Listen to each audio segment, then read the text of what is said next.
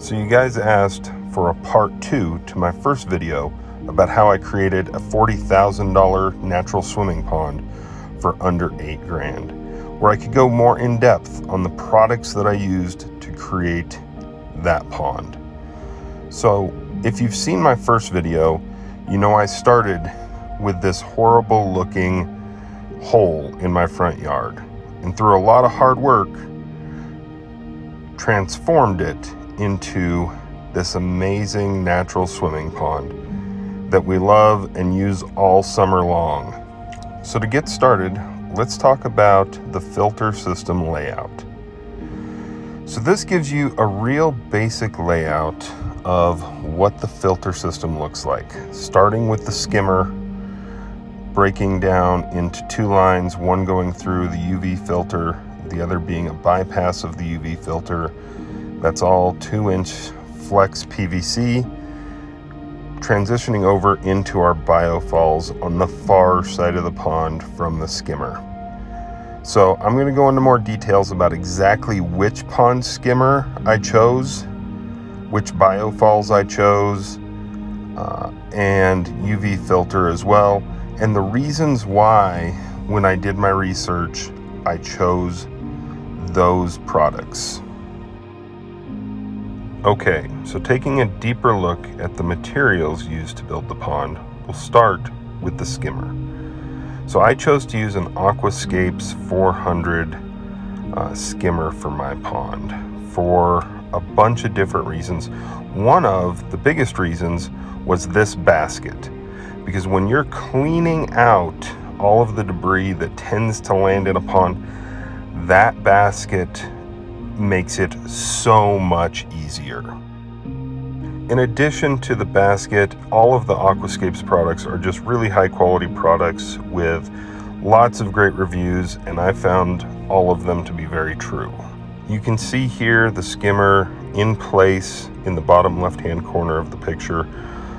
This skimmer's been great for us, very easy to use, easy to clean out, and it was very easy to install.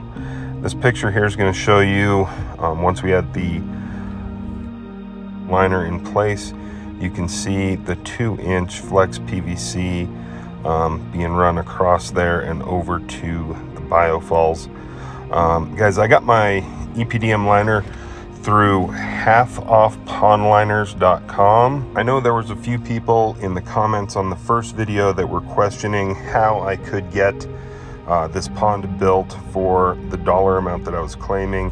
Being able to get that EPDM liner for a great deal was a big part of that, and I was able to get my entire 60 mil EPDM liner for just over $5,000 through that website.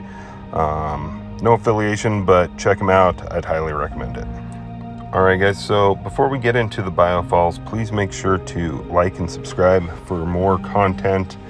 And if you've got any questions about how I did this build, please feel free to drop them in the comments. I'll do my very best to get back to all of you. So on to the Biofalls. Here's a picture of kind of the rough in before we had the liner in place. I used a Biofalls by Atlantic filters. After doing a lot of research, I loved this configuration. The Atlantic Biofalls is a super heavy duty material, and then it's got multiple layers of filter media and places for bags that you can add your own filter media in the middle as well. All of the parts were super heavy duty and easy to put in. Here's a good diagram of that, and a couple pictures of it in place. This is with the lid off so you can see down in. This has been awesome, guys. I've run this thing through the middle of winter, all winter long. I've never had a freeze up problem, and it's just held up. As well as I think it's done a great job being a biofilter for my pond. Plenty of surface space and a great waterfall. Well guys, that's it for this section. I will do a part 3 where I really go into the UV filter that I've got on this pond. So make sure to like and subscribe.